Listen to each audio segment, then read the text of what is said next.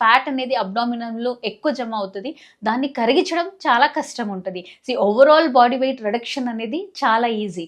కానీ ఓన్లీ మనం పొట్ట కరిగించాలంటే కొంచెం ఇబ్బందిగా ఉంటది. సో దీంట్లో మనం ఏం చేయాలి?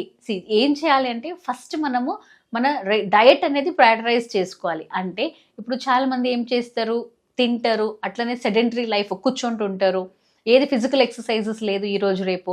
దీనివల్ల చాలా ఇబ్బంది ఉంటుంది. సో ఏం చేస్తారు, పొద్దున్న లేస్తారు, కాఫీ టీ తాగుతారు, మళ్ళీ ఏదైనా తిని ఆఫీస్కి వెళ్ళిపోతారు. ఏసీ ఎక్కువ ఉంటుంది, అక్కడ సీట్ పైన కూర్చుంటారు, తిరగడం ఏమి ఉండదు.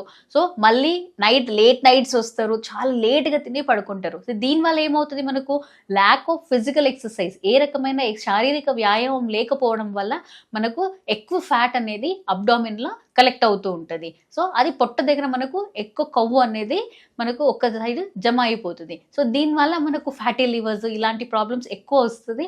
సో డయాబెటీస్ కూడా వచ్చే ఛాన్సెస్ ఉంటుంది.